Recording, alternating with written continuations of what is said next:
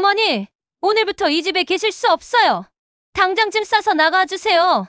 남편의 장례식이 끝나자마자 며느리는 저를 단칸방으로 내쫓았습니다.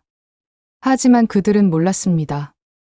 남편이 제게 남긴 진짜 선물을 사연 시작 전 무료로 눌러주시는 구독과 좋아요, 알림 설정은 소문난 인생극장 채널에 큰 힘이 됩니다. 추석 연휴 마지막 날이었습니다. 남편의 장례식이 끝나고 저는 30년을 살아온 그 집으로 돌아왔습니다. 아니, 돌아왔다고 해야 할까요? 발을 들여놓는 순간부터 느껴졌습니다. 이 집은 더 이상 제 집이 아니라는 걸. 현관문을 열자마자 며느리가 팔짱을 낀 채 서 있었습니다. 검은 상복 차림이었지만 그 얼굴에는 장례식장에서 보였던 슬픔의 흔적이라곤 찾아볼 수 없었습니다. 오히려 무언가를 기다렸다는 듯한 차갑고 단단한 표정이었습니다. 미정이 저를 불렀습니다. 목소리는 낮았지만 그 안에 담긴 날은 칼날 같았습니다. 오늘부터 이 집에 계실 수 없어요. 당장 짐 싸서 나가주세요. 순간 귀를 의심했습니다. 남편의 장례식이 끝난 지 채 3시간도 되지 않았는데 며느리는 제게 이 집에서 나가라고 말하고 있었습니다. 미정아, 무슨 말이니? 제 목소리가 떨렸습니다. 아니, 온몸이 떨렸습니다. 무슨 말이긴요? 이 집은 이제 재훈이 명의예요.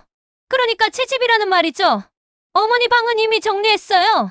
짐은 저기 현관에 다 챙겨뒀으니까 오늘 안으로 나가주세요. 미정은 현관 한쪽에 쌓인 낡은 이불 보따리와 옷가지들을 턱으로 가리켰습니다. 제가 30년 동안 이 집에서 사용했던 것들이 마치 버릴 쓰레기처럼 구석에 쌓여 있었습니다. 재훈아. 저는 거실 소파에 앉아 고개를 떨군 채 아무 말도 하지 않는 아들을 불렀습니다.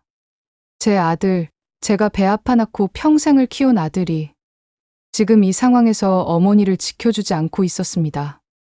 재훈아, 엄마 좀 봐. 이게 무슨 일이니? 하지만 아들은 고개를 들지 않았습니다. 그저 주먹을 불끈 쥔 채 입술만 질끈 깨물고 있을 뿐이었습니다. 내 아들마저 날 버리는구나. 가슴이 무너져 내렸습니다. 남편을 떠나보낸 슬픔보다 더 깊은, 어쩌면 죽음보다 더 차가운 배신감이 온몸을 짓눌렀습니다. 어머니, 시간 없어요. 제가 알아본 원룸 주소 여기 있으니까 오늘 안으로 이사하세요. 월세는 어머니가 알아서 하셔야죠. 며느리가 메모지 한 장을 제 손에 쥐어주었습니다. 그리고는 돌아서서 안방으로 들어가 버렸습니다. 마치 귀찮은 일 하나를 처리한 사람처럼 너무나 가볍게. 저는 그 자리에 선 채 한참을 멍하니 서 있었습니다. 손에 쥐어진 메모지가 땀에 젖어 축축해지도록 그렇게 서 있었습니다. 여보, 당신은 왜 이렇게 급히 날 두고 가신 거예요? 남편이 떠나간 지 사흘. 아니, 정확히는 72시간이 지났습니다. 그 짧은 시간 동안 제 삶은 완전히 무너져 내렸습니다. 결국 저는 짐을 들고 그 집을 나왔습니다.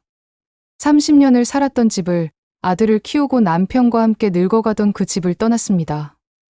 며느리가 알아준 단칸방으로 가는 택시 안에서 저는 창밖을 바라보며 눈물도 나오지 않았습니다. 이게 끝인가? 내 인생이 이렇게 끝나는 건가? 하지만 그때 문득 떠올랐습니다. 남편이 병원 침대에 누워 제 손을 꼭 잡으며 했던 말이, 여보, 내가 떠나면 우리 방 서랍을 꼭 열어봐요. 작은 선물이 들어있을 거야. 당신을 위한 거요.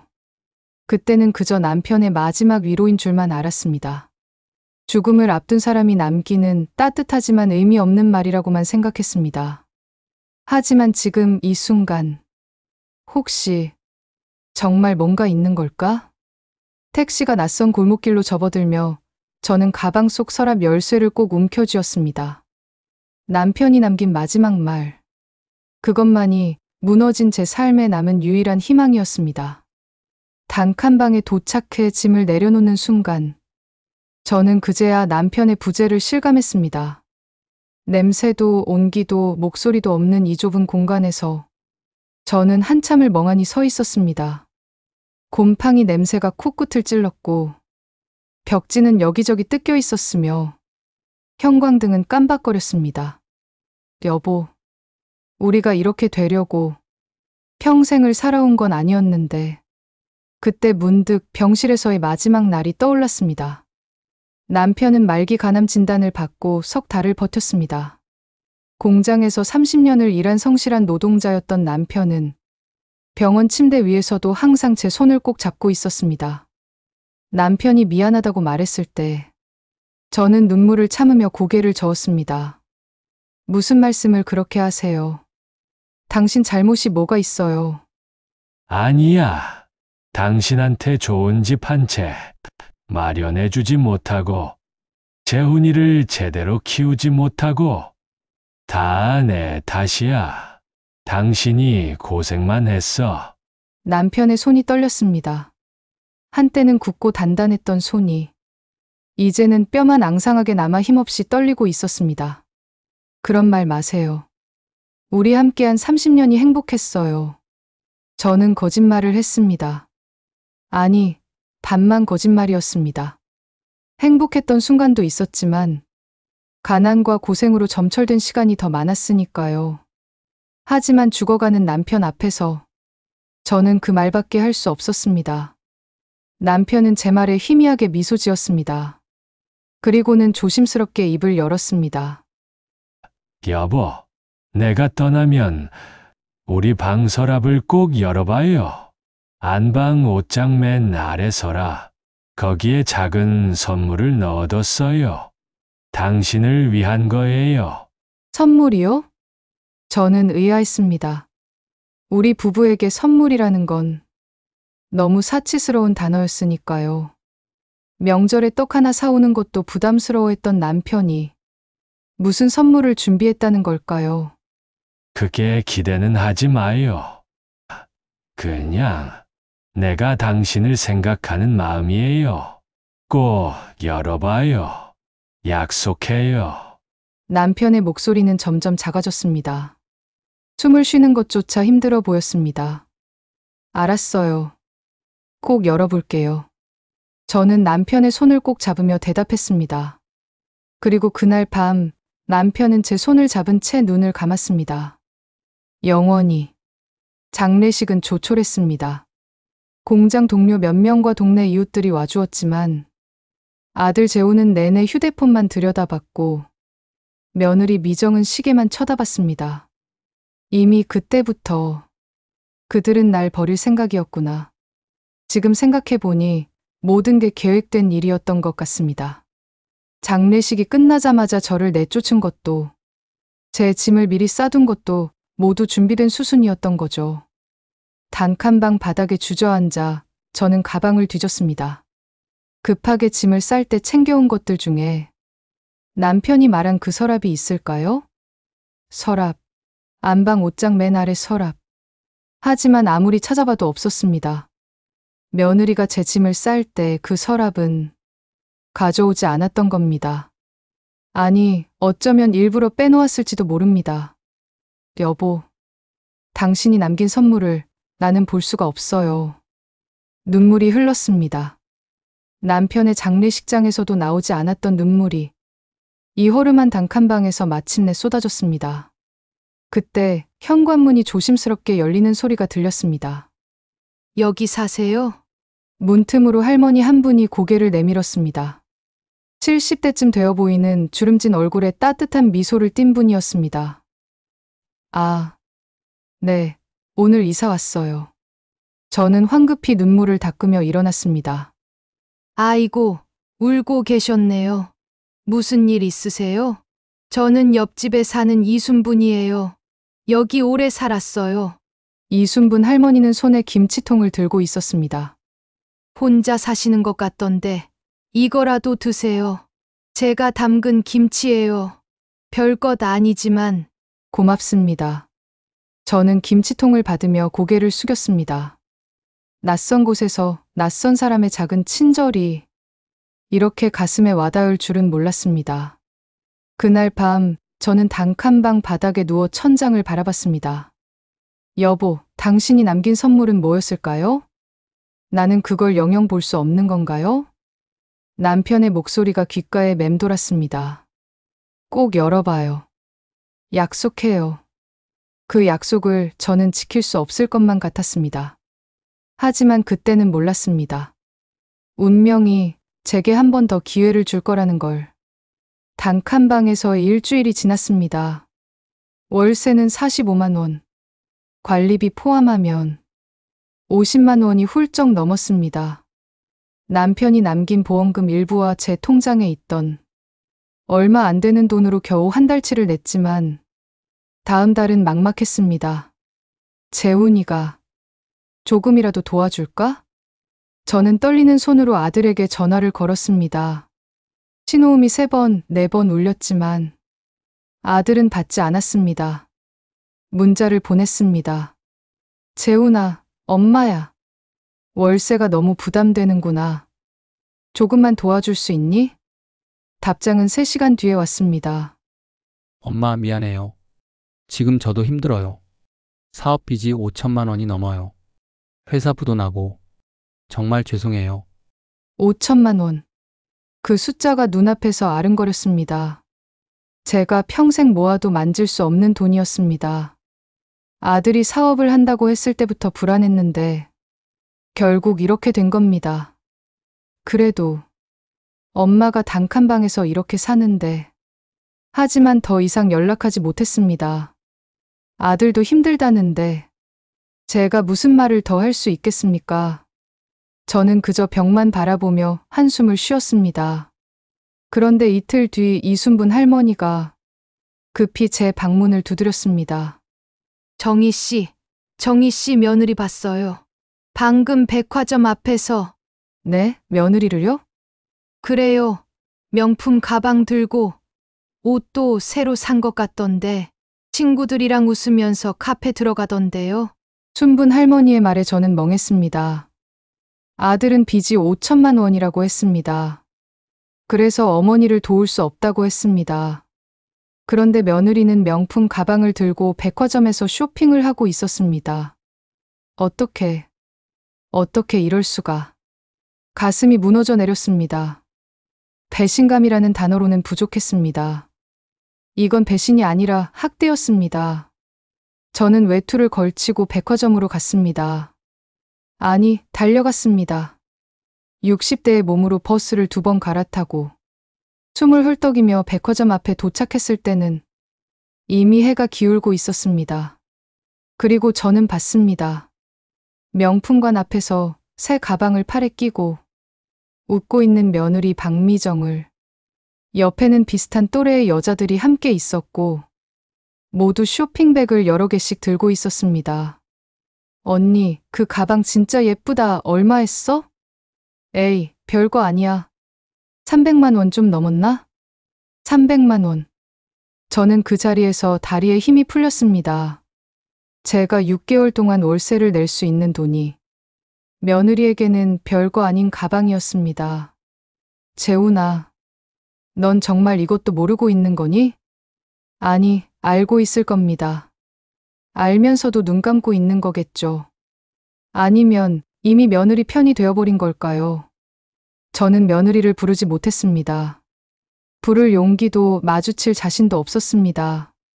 그저 그 모습을 멀리서 지켜보다가 천천히 돌아섰습니다. 버스 정류장에서 버스를 기다리는데 눈물이 났습니다. 사람들이 오가는 길거리에서 저는 손으로 얼굴을 가리고 조용히 울었습니다.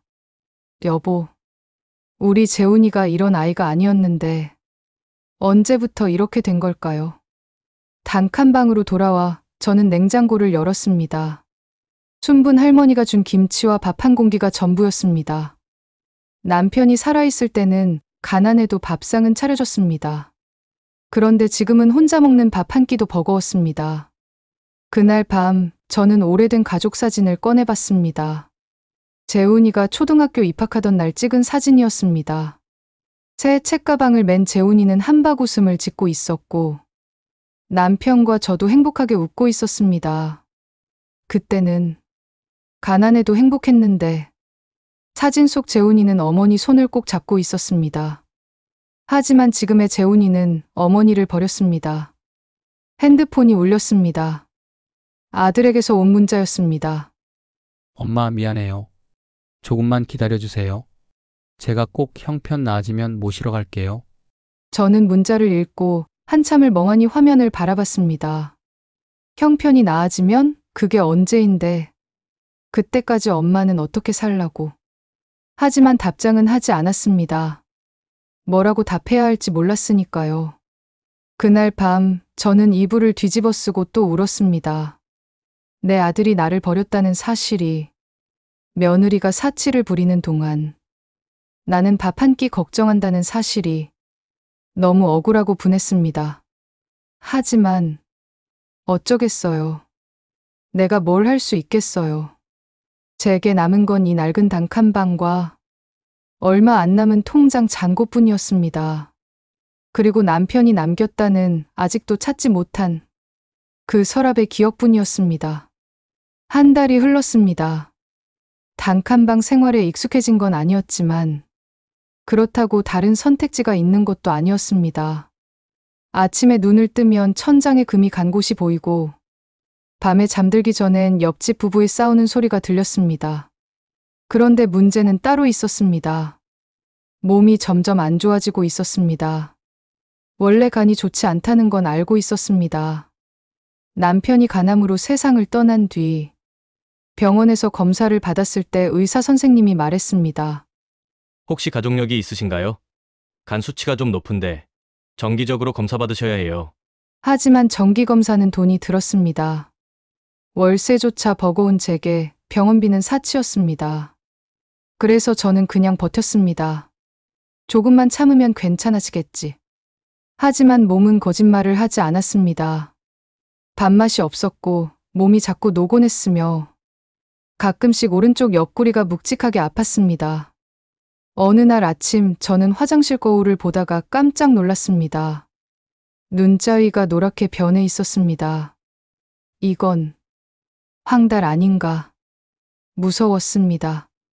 남편도 황달이 왔을 때부터 급격하게 나빠졌으니까요. 하지만 병원에 갈 수 없었습니다.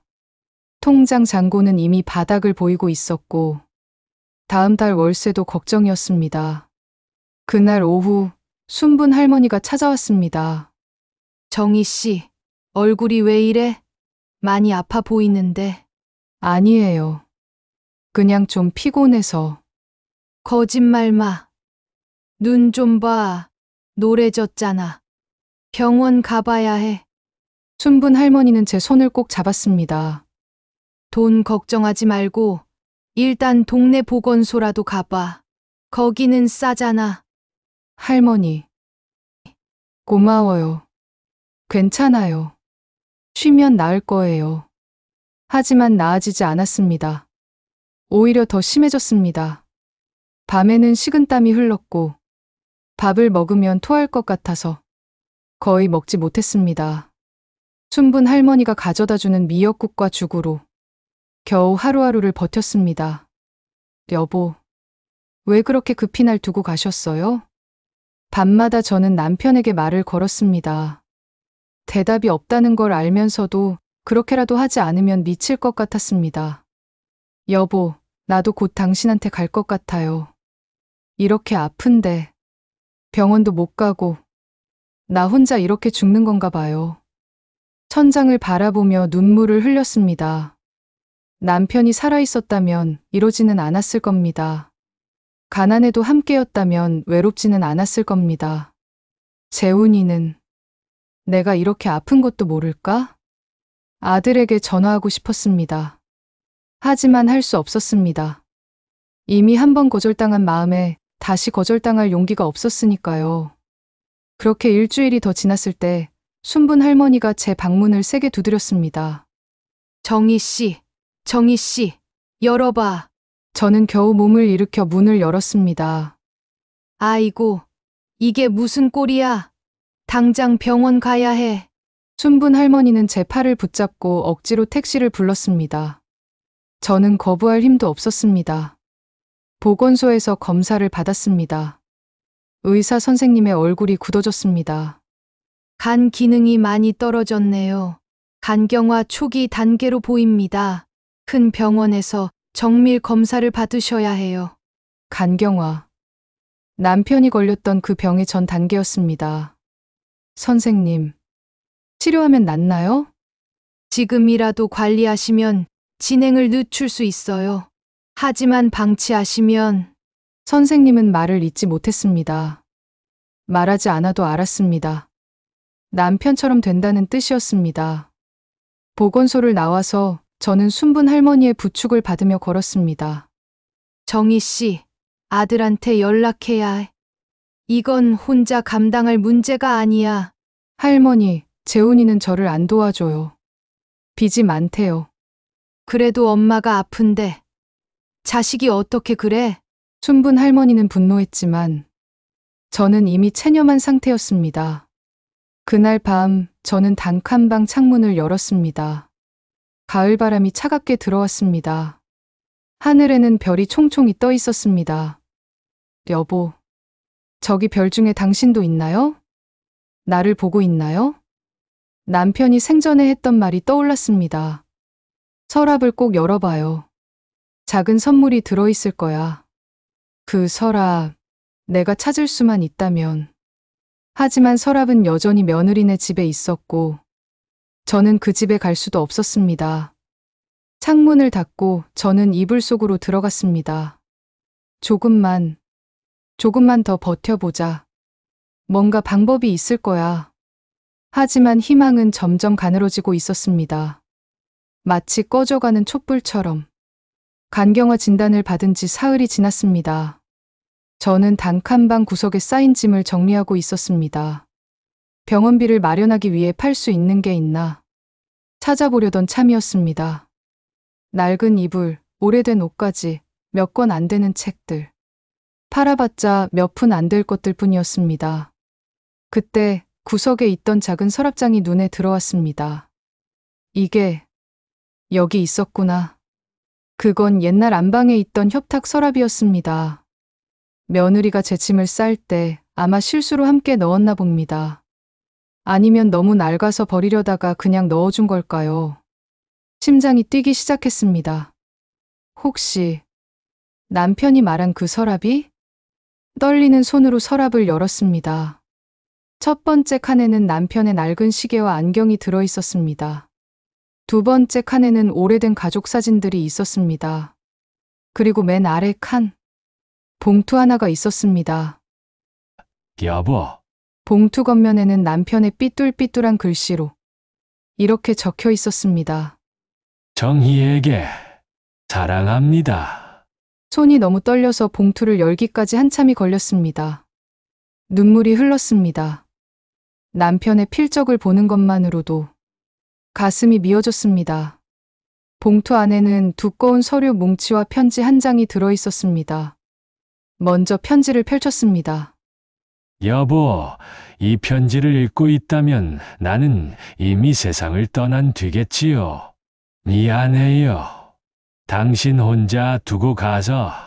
하지만 나는 당신을 사랑했고, 당신을 위해 무언가를 남기고 싶었어요. 30년 전 우리가 결혼했을 때 장인어른께서 작은 땅을 주셨던 거 기억하나요? 당신은 너무 작아서 쓸모없다고 했지만 나는 그 땅을 팔지 않고 간직했어요. 그리고 10년 전 그 땅 근처가 개발된다는 소식을 들었어요. 나는 그 땅을 팔아서 조금 떨어진 곳에 작은 단독주택을 샀어요. 당신 이름으로요. 당신 몰래요. 언젠가 우리가 함께 그 집에서 살 수 있을 거라 생각했어요. 하지만 나는 병이 들었고, 이제 그 꿈은 이루지 못하게 됐어요. 여보, 그 집은 당신 거예요. 재훈이나 며느리가 알면 빼앗아 갈지도 몰라요. 그러니까 조심하세요. 그 집에서 행복하게 사세요. 당신이 행복하면 나도 하늘에서 행복할 거예요.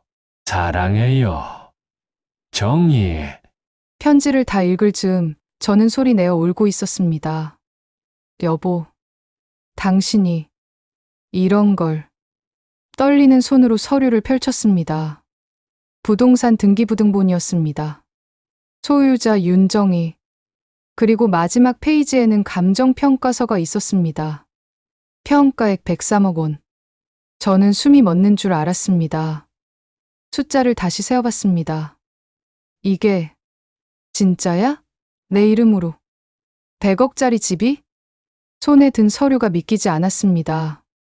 월세 50만 원도 내기 힘든 제가 100억짜리 집 주인이라는 게 말이 됩니까? 저는 서류를 꼭 껴안고 한참을 울었습니다. 기쁨과 슬픔이 뒤섞인 눈물이었습니다. 남편이 평생 저를 위해 준비한 선물. 하지만 남편은 이미 이 세상에 없었습니다. 여보, 고마워요. 정말 고마워요. 한참을 울고 나서 저는 창문을 열었습니다. 가을 하늘이 맑았습니다. 바람이 불어왔습니다. 내 삶은 아직 끝나지 않았구나. 간경화도 단칸방도 며느리의 모욕도 이제는 견딜 수 있을 것만 같았습니다. 제게는 남편이 남긴 집이 있었으니까요. 하지만 그 순간 문득 불안감이 밀려왔습니다. 이 사실을 며느리가 알게 되면 어떡하지?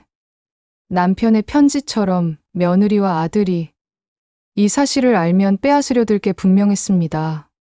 5천만 원 빚을 진 아들과 명품을 사 모으는 며느리가 100억짜리 집을 가만 놔둘 리 없었습니다. 저는 서류를 다시 봉투에 넣고 조심스럽게 서랍 깊숙이 숨겼습니다. 그리고 그 서랍장을 이불 더미 뒤로 밀어 넣었습니다. 아무도 모르게 조용히 해야 해. 그날 밤 저는 처음으로 단칸방에서 편히 잠들 수 있었습니다. 비록 몸은 아팠지만 마음은 따뜻했습니다. 남편이 옆에 있는 것만 같았습니다. 하지만 저는 몰랐습니다. 며느리 박미정이 이미 저를 의심하기 시작했다는 걸. 그리고 그 의심이 곧 큰 폭풍을 불러올 거라는 걸. 서류를 발견한 지 일주일이 지났습니다. 저는 최대한 평소처럼 행동하려고 애썼습니다. 순분 할머니에게도 아무에게도 말하지 않았습니다. 하지만 뭔가 달라진 게 있었습니다. 마음에 희망이 생기니 표정도 밝아졌고 걸음걸이도 조금 가벼워졌습니다. 그게 실수였습니다. 어느 날 오후 저는 보건소에서 약을 타러 갔다가 돌아오는 길이었습니다. 계단을 오르는데 아래층에서 목소리가 들렸습니다. 며느리 박미정의 목소리였습니다. 순분 할머니, 혹시 우리 어머니 요즘 어떠세요? 저는 계단 중간에서 멈춰 섰습니다. 가슴이 쿵쿵 뛰었습니다. 아, 미정 씨. 어머니는 요즘 좀 나아 보이던데요. 병원도 다녀오시고. 그래요? 그런데 이상하지 않아요? 돈도 없다고 하시면서 병원은 다니시고 표정도 전보다 밝아 보이고. 며느리의 목소리에 의심이 가득했습니다. 글쎄요. 그냥 마음을 좀 잡으신 것 아닐까요? 아니에요. 뭔가 있어요. 시아버지가 혹시 뭔가 남겨두신 거 아닐까요? 순분 할머니가 잠시 침묵했습니다. 그리고 조심스럽게 말했습니다. 그건 제가 어떻게 알겠어요. 그냥 정희 씨가 조금 기운 차리신 것 같아서 다행이다 싶었는데. 할머니도 모르시는구나. 알았어요. 제가 한번 알아봐야겠어요. 며느리의 발소리가 멀어졌습니다. 저는 계단에 주저앉았습니다. 온몸에 식은땀이 흘렀습니다. 들켰어. 의심받고 있어.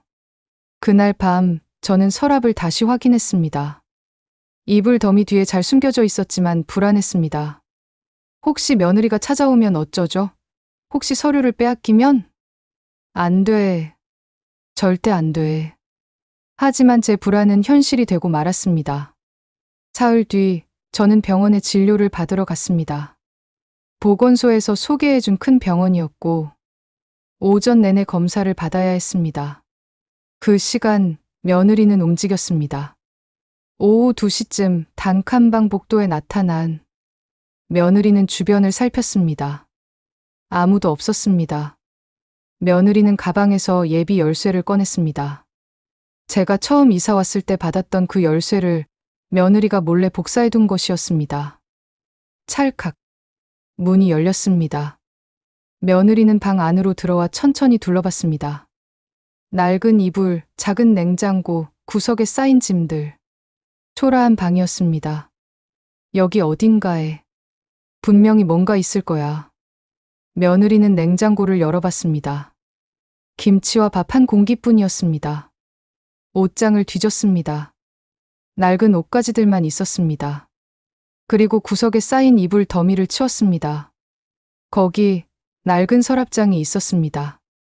며느리의 눈이 반짝였습니다. 서랍을 하나씩 열었습니다. 첫 번째 칸, 두 번째 칸. 낡은 물건들 뿐이었습니다. 그리고 맨 아래 칸을 열었습니다. 봉투가 있었습니다. 두꺼운 서류가 들어있는 봉투. 며느리는 떨리는 손으로 봉투를 꺼내 서류를 펼쳤습니다. 부동산 등기부등본, 소유자 이름, 윤정희, 그리고 감정평가서, 평가액 103억 원. 며느리는 그 자리에 주저앉았습니다. 이게 100억짜리 집이라고? 목소리가 떨렸습니다. 믿을 수 없다는 표정으로 서류를 다시 봤습니다. 한 번, 두 번, 세 번. 100억. 저 늙은이가 100억짜리 집 주인이라고? 며느리의 머릿속이 복잡해졌습니다. 남편 재훈이는 5천만 원 빚으로 허덕이고 있고 본인은 생활비가 부족해서 친정에서 돈을 빌리고 있는데 시어머니는 100억짜리 집을 숨기고 있었다는 겁니까? 이 집은 내 거야. 당연히 내 거야. 재훈이가 아들인데 당연히 상속받아야 하는 거 아냐? 며느리는 서류를 사진으로 찍었습니다.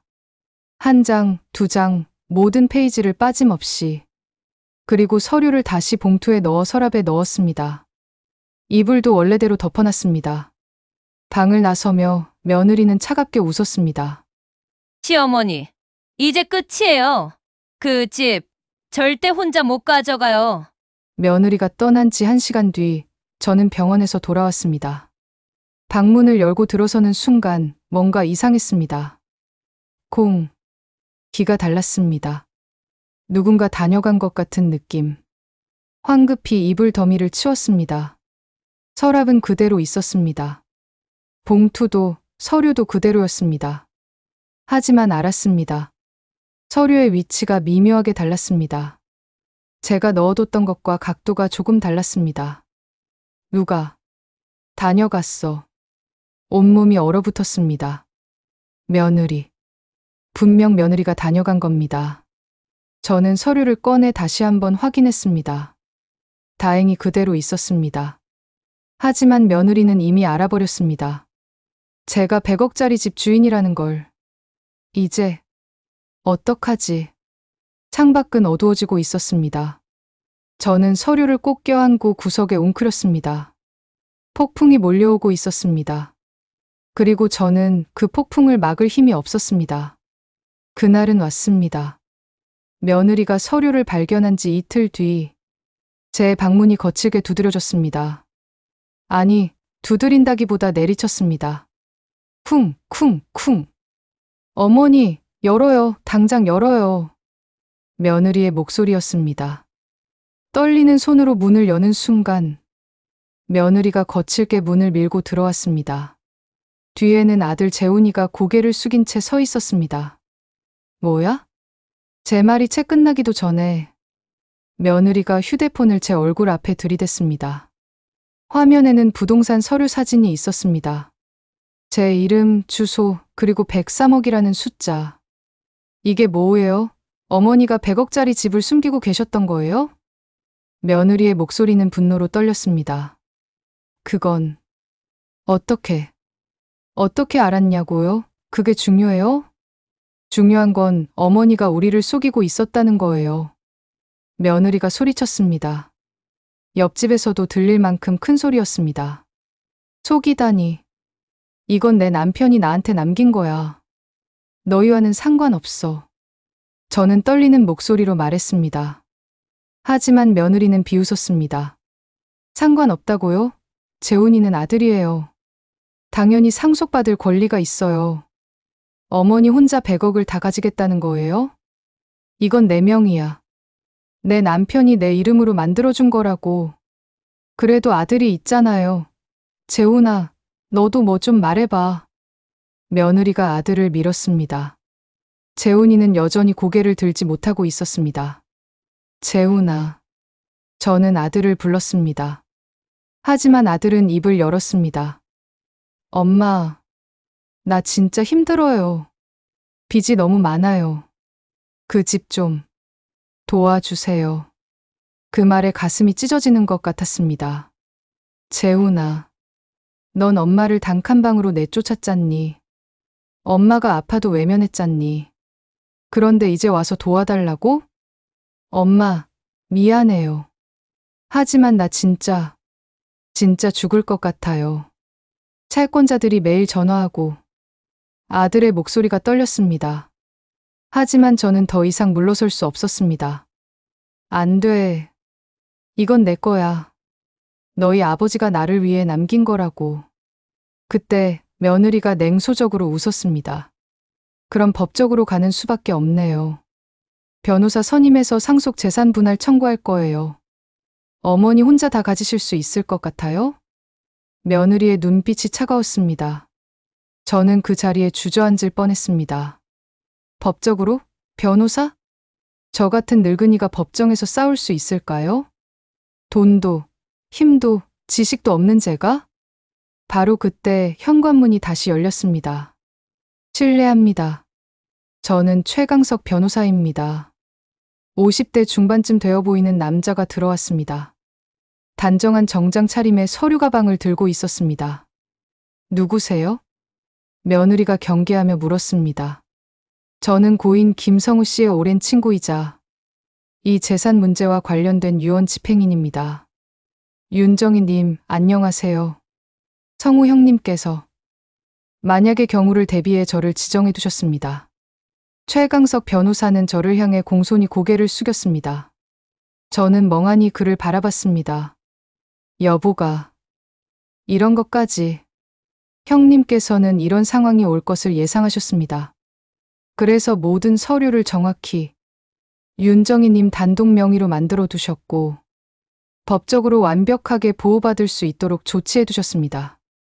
변호사는 며느리를 향해 차갑게 말했습니다. 박미정 씨, 그리고 김재훈 씨. 이 재산은 윤정희님의 단독 소유입니다. 생전 증여이며 고인의 명확한 의사에 따른 것입니다. 법적으로 어떤 상속 분쟁의 대상도 될 수 없습니다. 그게 무슨 소리예요? 며느리의 얼굴이 창백해졌습니다. 쉽게 말씀드리면 어머님이 살아계실 때 받은 증여는 상속 재산이 아니라는 겁니다. 아들이라도 청구할 권리가 없어요. 게다가 변호사는 또 다른 서류를 꺼냈습니다. 고인께서는 며느리 박미정에게는 단 한 푼도 주지 말 거지라는 내용의 편지도 남기셨습니다. 어머님을 어떻게 대할지 이미 알고 계셨던 거죠. 순간 며느리의 얼굴이 일그러졌습니다. 분노와 좌절이 뒤섞인 표정이었습니다. 이건 말도 안 돼요. 법적으로 완벽합니다. 만약 소송을 제기하신다면 저희도 대응하겠습니다. 그리고 박미정 씨의 불법 침입, 타인 주거 무단 침입죄로 맞고소하겠습니다. 복사한 열쇠로 들어온 것 CCTV에 다 찍혀 있습니다. 며느리는 아무 말도 하지 못했습니다. 재훈이는 고개를 숙인 채 벽을 바라보고 있었습니다. 나가줘. 당장 나가. 저는 처음으로 단호하게 말했습니다. 더 이상 두렵지 않았습니다. 남편이 저를 지켜주고 있었으니까요. 며느리는 저를 노려봤습니다. 하지만 결국 돌아서서 나갔습니다. 재훈이도 고개를 숙인 채 따라 나갔습니다. 문이 닫히고 저는 그제야 주저앉았습니다. 괜찮으세요? 최강석 변호사가 저를 부축했습니다. 고맙습니다. 정말 고맙습니다. 저는 눈물을 흘렸습니다. 이번에는 안도의 눈물이었습니다. 형님께서 부탁하셨습니다. 정희 형수님을 꼭 지켜달라고. 제가 그 약속을 지킨 것 뿐입니다. 변호사의 말에 저는 다시 한번 남편의 사랑을 느꼈습니다. 폭풍은 지나갔습니다. 하지만 진짜 시련은 이제부터였습니다. 며느리와의 대립이 끝난 지 사흘이 지났습니다. 몸이 이상했습니다. 너무 이상했습니다. 며느리와 싸우던 날부터 계속 어지러웠고 숨쉬기가 힘들었으며 온몸이 부어올랐습니다. 거울을 보니 얼굴이 노랗게 물든 것을 넘어서 거의 녹색 빛을 띠고 있었습니다. 간부전이 심각하게 악화된 것이었습니다. 이러다가 정말 그날 아침 저는 화장실에 가려다가 쓰러졌습니다. 정신을 차렸을 때는 병원 응급실이었습니다. 순분 할머니가 제 손을 꼭 잡고 있었고 의사 선생님들이 분주하게 움직이고 있었습니다. 보호자분 안 계세요? 간호사가 물었습니다. 아들이 있긴 한데 연락이 안 돼요. 순분 할머니의 목소리가 떨렸습니다. 괜찮아요. 할머니. 저는 겨우 입을 열었습니다. 목소리가 나오지 않았습니다. 정희 씨, 말하지 마. 힘 아껴야 해. 의사 선생님이 심각한 표정으로 말했습니다. 간부전이 심각합니다. 급성 악화 상태예요. 지금 당장 입원 치료를 시작해야 합니다. 그렇지 않으면 선생님은 말을 잇지 못했습니다. 하지만 알았습니다. 죽을 수도 있다는 뜻이었습니다. 순분 할머니가 황급히 다시 전화를 걸었습니다. 그리고 이번에는 연결이 됐습니다. 재훈 씨, 어머니가 응급실에 계세요. 지금 당장 와야 해요. 전화기 너머로 재훈이의 당황한 목소리가 들렸습니다. 그리고 30분 뒤 아들이 숨을 헐떡이며 응급실로 뛰어들어왔습니다. 엄마. 재훈이는 제 침대 옆으로 달려왔습니다. 얼굴이 창백했고 눈은 충혈되어 있었습니다. 엄마. 아들의 목소리가 떨렸습니다. 저는 아들을 보며 희미하게 미소 지었습니다. 괜찮아. 재훈아. 무슨 괜찮아요. 왜 이렇게 될 때까지 연락을 안 하셨어요? 아들이 울먹이며 소리쳤습니다. 의사 선생님이 재훈이를 밖으로 데리고 나갔습니다. 그리고 한참 뒤 재훈이는 눈이 퉁퉁 부은 채로 돌아왔습니다. 엄마, 입원하셔야 해요. 지금 당장. 돈이 없는데. 그런 거 신경 쓰지 마세요. 제가 다 해결할게요. 재훈이는 제 손을 꼭 잡았습니다. 그 손길이 따뜻했습니다. 저는 중환자실로 옮겨졌습니다. 온몸에 튜브가 연결되고 기계음이 끊임없이 울렸습니다. 의식이 흐릿했습니다. 남편의 얼굴이 보이는 것 같았습니다. 여보, 이제 당신한테 가는 건가 봐요. 하지만 그때 손을 잡는 느낌이 있었습니다. 재훈이었습니다. 아들은 중환자실 밖에서 유리창을 통해 저를 바라보고 있었습니다. 사흘이 지났습니다. 저는 죽음과 삶의 경계를 헤매고 있었습니다. 의식이 들어올 때마다 아들이 보였습니다. 밤낮 없이 병원에 있었습니다. 그리고 어느 날 밤 희미한 의식 속에서 아들과 며느리가 싸우는 소리를 들었습니다. 재훈아, 언제까지 병원에 있을 거야? 집에도 안 들어오고 돈은 어떻게 마련할 건데? 며느리 미정의 목소리였습니다. 엄마가 아프신데 어떻게 집에 가? 돈은 제가 알아서 할게요. 알아서 해? 우리 빚도 못 갚으면서? 그래도 엄마는 살려야죠. 재훈이의 목소리가 단호했습니다. 전에는 듣지 못했던 목소리였습니다. 100억짜리 집도 못 받았잖아. 변호사까지 나와서 완전히 물 건너갔잖아.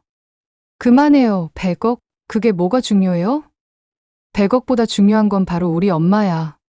재훈이가 소리쳤습니다. 그 말에 제 눈에서 눈물이 흘렀습니다. 의식은 흐릿했지만 그 말만큼은 선명하게 들렸습니다. 재훈이가, 내 아들이, 당신 미쳤어? 100억을 포기해? 네, 포기해요. 그게 엄마 거라면. 그냥 드리는 거예요. 나는 그냥 엄마가 살아계셨으면 좋겠어요. 그것만으로 충분해요. 며느리가 뭐라고 더 말했지만 저는 듣지 못했습니다. 다시 의식이 끊어졌습니다. 그리고 일주일이 지났습니다. 기적처럼 저는 깨어났습니다. 의사 선생님은 고개를 가로저으며 놀라워했습니다. 정말 기적입니다. 통계적으로 살아날 확률이 10%도 안 됐는데 살아나셨어요. 침대 옆에는 재훈이가 앉아 있었습니다. 수염이 덥수룩하고 눈 밑에 다크서클이 짙게 패여 있었습니다. 일주일 내내 병원을 지킨 것이었습니다. 재훈아. 제가 부르자 재훈이는 깜짝 놀라며 제 손을 잡았습니다. 엄마, 깨어나셨어요? 응, 깨어났어. 엄마, 정말 죄송해요. 진짜 죄송해요. 재훈이는 제 손을 잡고 엉엉 울었습니다.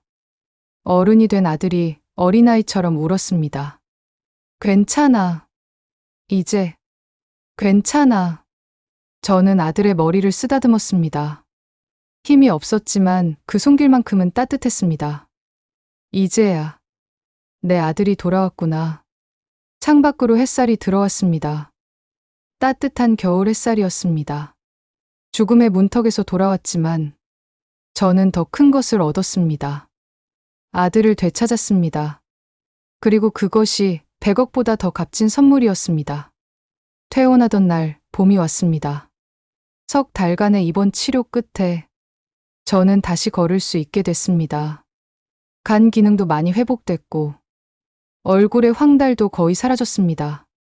의사 선생님은 기적이라고 했지만 저는 알고 있었습니다. 진짜 기적은 의학이 아니라 아들의 사랑이었다는 걸. 엄마, 천천히 걸으세요. 재훈이가 제 팔을 부축했습니다. 석 달 동안 하루도 빠짐없이 병원에 왔던 아들이었습니다. 그 사이 재훈이도 많이 변했습니다. 예전처럼 휴대폰만 보지 않았고 제 눈을 똑바로 바라보며 말했습니다. 병원 현관을 나서는데 차 한 대가 서 있었습니다. 최강석 변호사였습니다. 형수님, 퇴원을 축하드립니다. 변호사는 공손히 인사했습니다. 변호사님, 이렇게까지 해주시면 형님과의 약속입니다. 그리고 오늘 형수님께 보여드릴 게 있습니다. 변호사는 우리를 차에 태우고 어딘가로 향했습니다.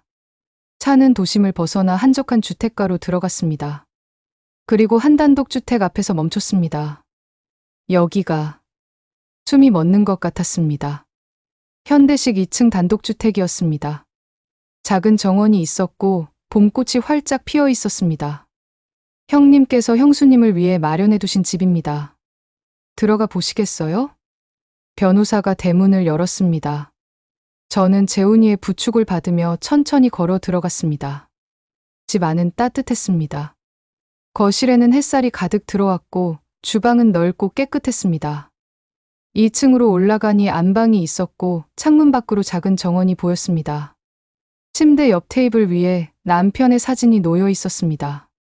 여보, 저는 사진을 꼭 껴안고 울었습니다. 남편이 저를 위해 준비한 집, 함께 늙어가고 싶었던 그 꿈이 이렇게 이루어진 것이었습니다. 엄마, 이 집에서 사세요. 제가 자주 올게요. 재훈이가 제 어깨를 안았습니다. 재훈아, 고마워. 정말 고마워. 저는 아들을 꼭 껴안았습니다. 한참을 그렇게 울었습니다. 며칠 뒤 저는 최강석 변호사와 함께 결정을 내렸습니다. 단독주택은 제가 살고 나머지 부동산 가치의 30억 원은 어려운 이웃을 위해 기부하기로 했습니다. 간 질환으로 고통받는 환자들을 돕는 재단에 전액 기부했습니다. 남편의 이름으로 김성우 기금이라는 이름이 붙었습니다. 뉴스에도 나왔습니다. 큰 금액의 익명 기부라고. 저는 인터뷰를 거절했습니다. 이건 자랑할 일이 아니었으니까요. 그저 남편의 사랑을 나누는 일이었습니다. 재훈이는 빚을 갚기 위해 작은 회사에 취직했습니다. 며느리 미정은 결국 이혼을 요구했습니다. 100억을 포기한 남편을 용서할 수 없다고 했습니다. 재훈이는 조용히 이혼 서류에 사인했습니다. 엄마, 괜찮아요. 이게 맞는 거예요. 재훈이는 담담하게 말했습니다.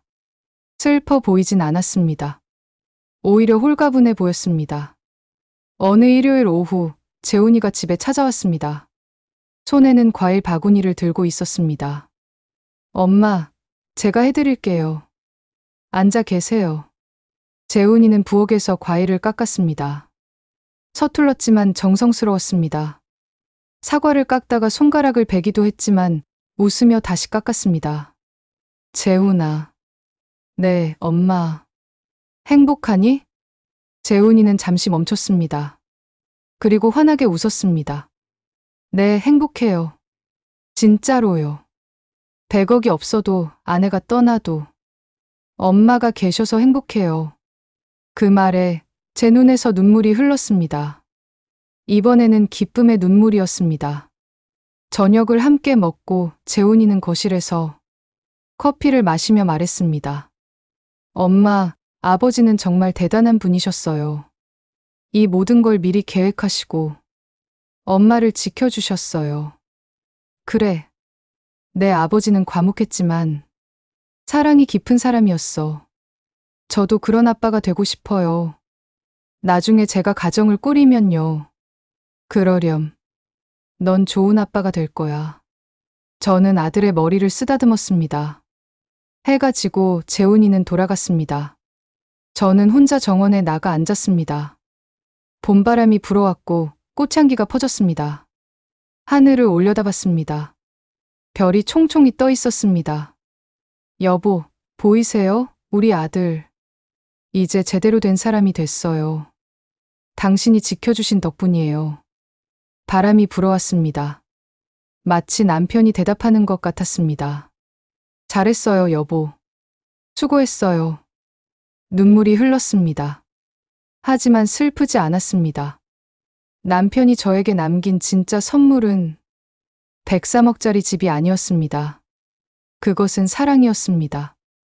가족을 지키는 방법이었습니다. 그리고 그 사랑 덕분에 저는 아들을 되찾았습니다. 재산보다 소중한 것. 가족. 그것이 남편이 저에게 남긴 진짜 선물이었습니다. 봄밤의 별빛 아래 저는 오랜만에 평온했습니다. 이제 남은 인생을 이 집에서 아들과 함께 남편의 사랑을 기억하며 살아갈 것입니다. 그것으로 충분했습니다. 행복했습니다. 제 사연을 재밌게 들어주셨다면 좋아요, 구독, 알림 설정을 꼭 부탁드리겠습니다. 모두 항상 건강하시고요. 즐거운 연휴 보내시길 바랍니다. 감사합니다.